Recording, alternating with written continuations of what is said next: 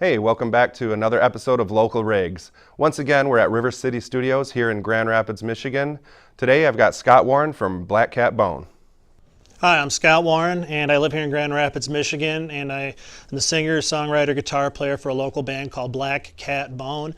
We like to call ourselves Rust Belt Blues. We're kind of digging back into the old school, the plantation, northern Mississippi kind of blues country music, like Son House, Muddy Waters, Howlin' Wolf, a lot of those guys.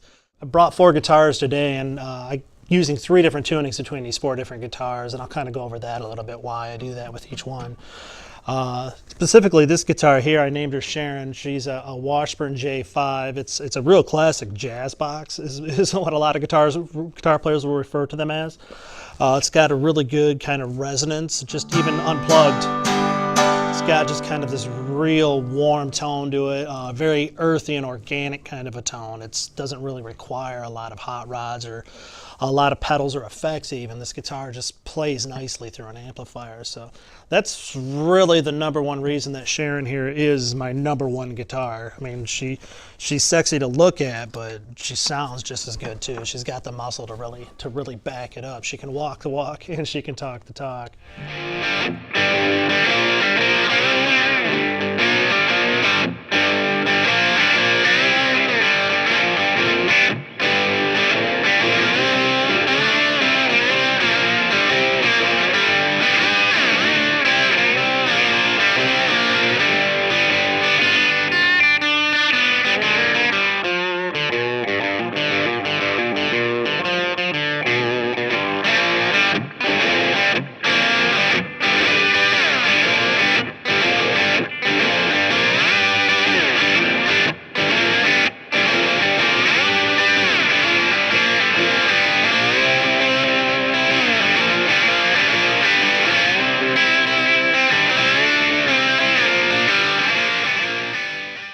All right, this next guitar I want to talk about is a Rd40 by Regal. What Regal did was they went and spec for spec tried to recreate these to be true to the originals. Now this one they actually went and a little bit higher up. They took this PowerFlex cone.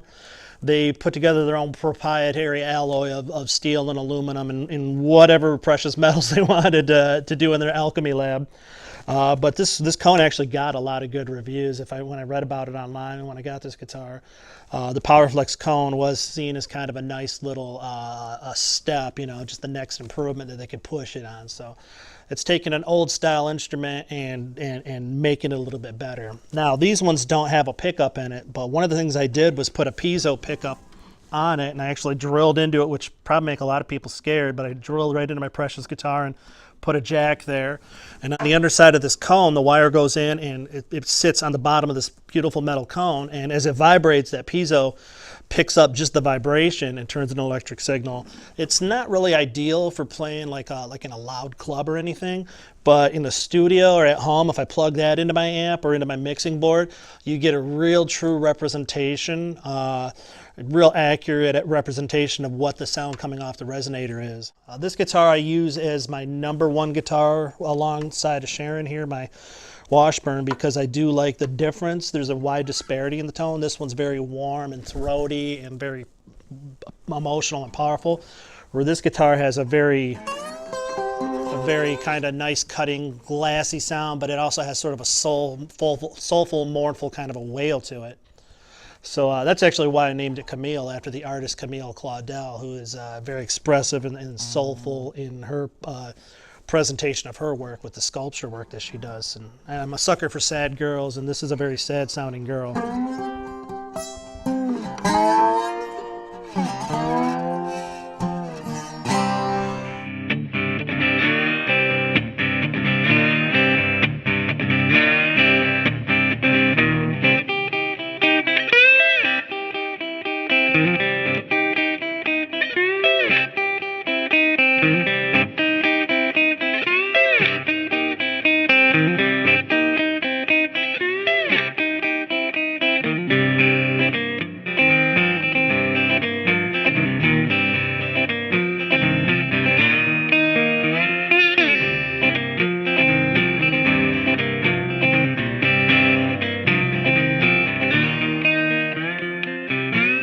right, so this is basically like your early 2000s Marshall amplifier, good classic Marshall sound. I really like the overdriven British sound. So down here we have the clean channel. You got to have an amp that has a really good solid clean channel. I like to sweep my mids higher, put my EQ the way I want it. I use that for most of my stuff. I do have a couple, 2 channels here for overdrive and distortion. I like overdrive, which is just like you're pushing the amp a little harder than it was meant to be. You get that growl coming out of the speakers. If you hit the distortion pedal on there, you start getting more like a distortion pedal kind of effect, more of a Metallica kind of a vibe or whatever, which is fun for me to play with, but it's a toy to me. I don't use that actively in 98% of my playing. That's just when I want to have fun. But I like that overdrive, and then I'll got my 3 EQs, and you got a contour volume here, which kind of just sweeps out your EQ. It's sort of like a graphic EQ in a knob form. Not real scientific, but it does color things a little bit. I like to leave it just barely noticeably on, personally. For my rough style playing, I think that's the best for me. And then reverb, to me, that's the holy grail. If you really crank that bad boy up, you get that rockabilly, like early 50s recording sound, a lot of early Elvis, a lot of early Johnny Cash. Really relied on strategic and heavy use of the reverb, so I really like that a lot. The big thing for me here too is I really like tube amps, and this little FDD button, this option I have here, it adds a little bit of inconsistency or a little instability to the amplifier, the way is characteristic of a tube amp. You push this button and you get more of the highs and more of the lows that come from a tube amplifier, where a digital is great. You can duplicate a lot of things, but sometimes they make it too perfect and everything's a little too smoothed out. So you can add just a little bit of chaos in there by hitting that FDD button to give that tube amplifier output sound. All right, my third guitar I wanted to share with you guys today. She's another Washburn. I'm a pretty big fan of their stuff. I got this guitar for very cheap, and part of it was because it had this obvious crack down the back, which doesn't affect playability, it doesn't affect the tuning or anything. But I've been really happy with it. It's a little thinner than the other Washburn I use, and another big difference is it's got this mini humbucker, which sort of emulates more like the single coil pickup instead of the double coil that's on here. This is kind of a best of both worlds. It doesn't have that rockin', like muscular kind of a vibe to it. It's still a little warm, but it cuts through a little sharper. So like if you're playing 2 guitars, I found when I've got one that's using the mini humbucker, it's actually kind of nice because you don't have to have the horsepower. You can just kind of sit on top of the rhythm and really do your thing and pick through nice and clean.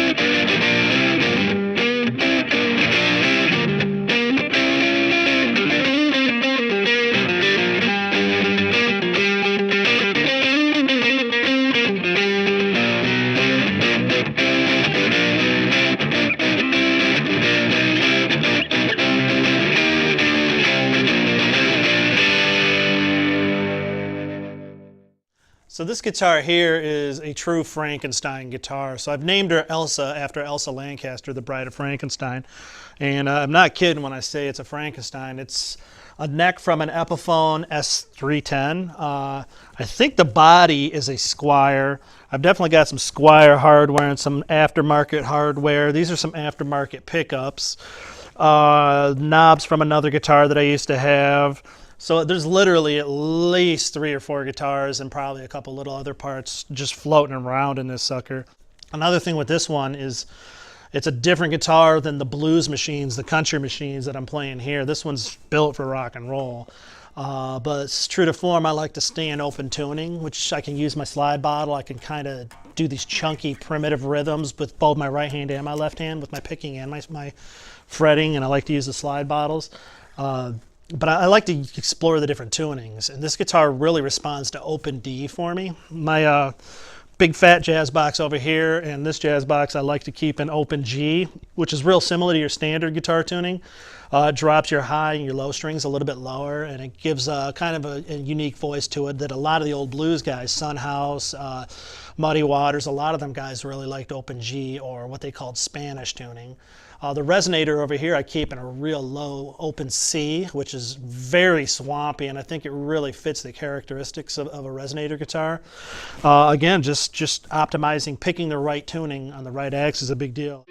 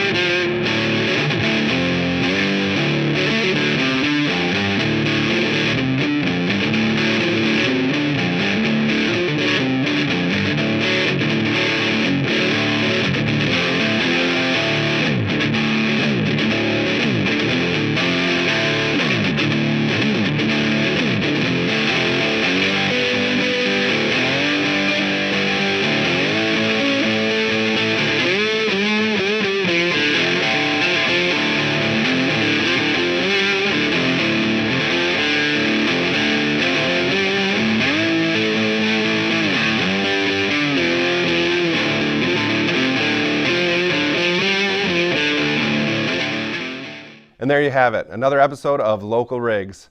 Make sure you like the video, subscribe, and share it with your friends, and we will see you next time.